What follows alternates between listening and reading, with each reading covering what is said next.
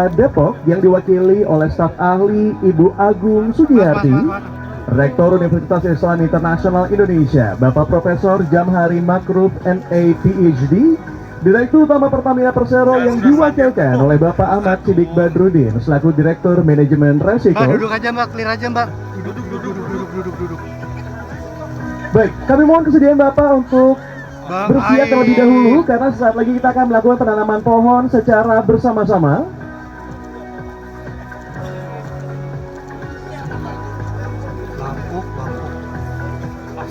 Iya.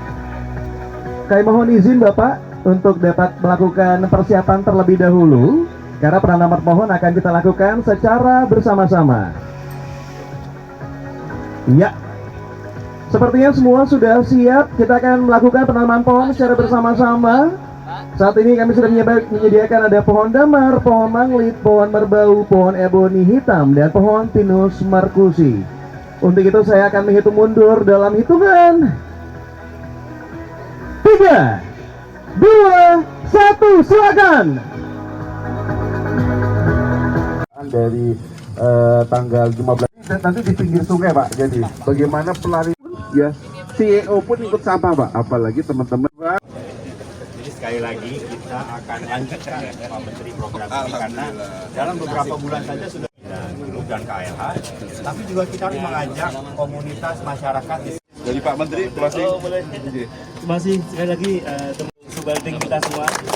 Tidak ada satupun yang ketinggalan. Iya Pak. Tentu ini yang Masih ada 200 anak perusahaan lagi Pak nanti.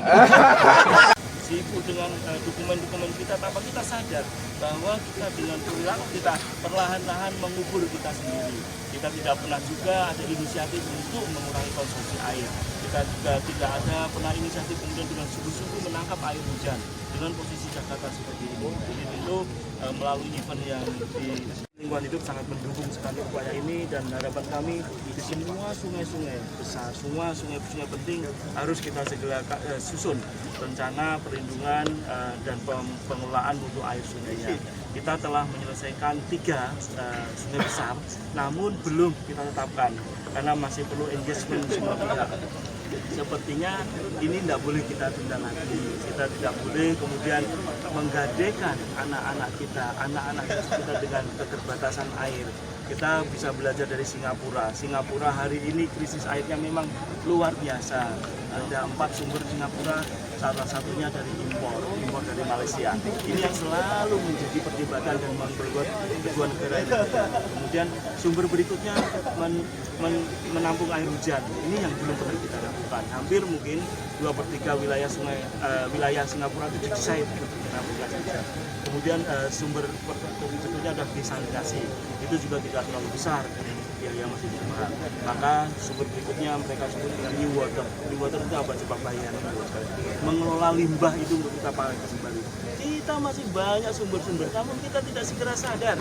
Kita semua tidak segera sadar untuk segera memperbaiki landscape kita.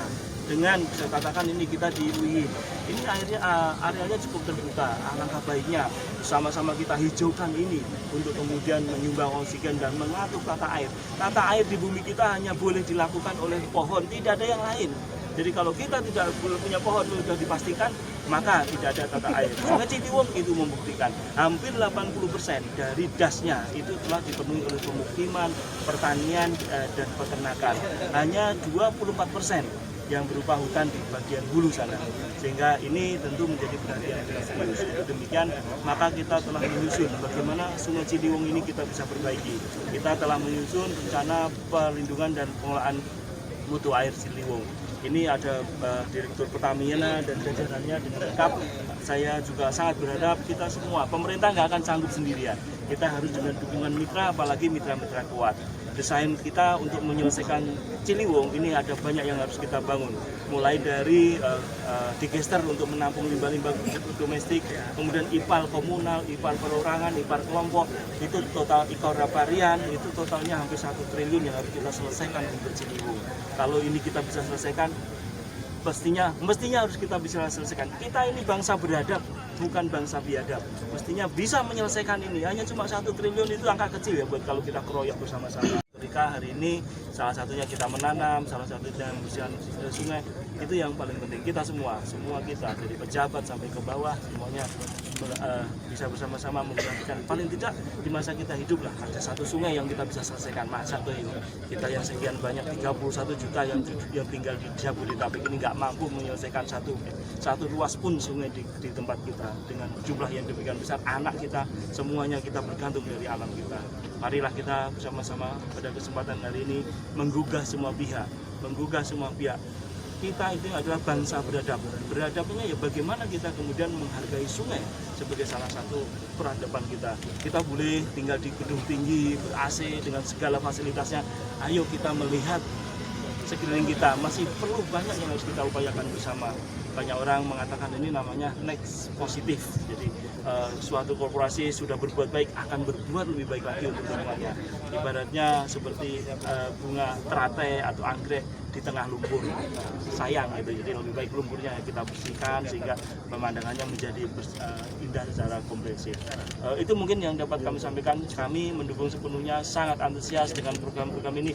Harapan saya semua perusahaan besar, semua universitas bersama-sama, ayo kita kembalikan sungai kita sesuai dengan asalnya. Kembalikan peran sungai kita menjadi vital buat kita semua. Kurangi, hindari pengambilan air tanah secara masif. Tidak ada kata lain kecuali kita akan mengubur peradaban kita sendiri. Ini sudah membuktikan, sudah diperkirakan dan semua sudah banyak simulasinya bahwa kita sudah setiap tahun hampir 1,5 cm itu turun tanah. Apa kita bisa menunggu itu? Ayo kita kembalikan air tanah kita, sungai kita menjadi sumber peradaban. Dan kok bisa, Pak? Yang baik antara Pertamina Group bersama Kementerian Lingkungan Hidup dan juga para komunitas penggiat sungai.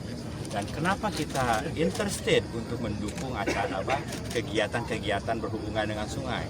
Karena di semua aset operasional Pertamina Group, baik itu di hulu untuk drilling oil, kemudian di kilang, dan di semua aset air atau sumber mata air atau sungai merupakan bagian yang terpenting dalam operasi kami. Jadi kami memiliki interest, tanggung jawab dan keinginan untuk make sure bahwa sumber mata air sungai di semua lokasi Pertamina itu harus dijaga dengan sebaik mungkin ya.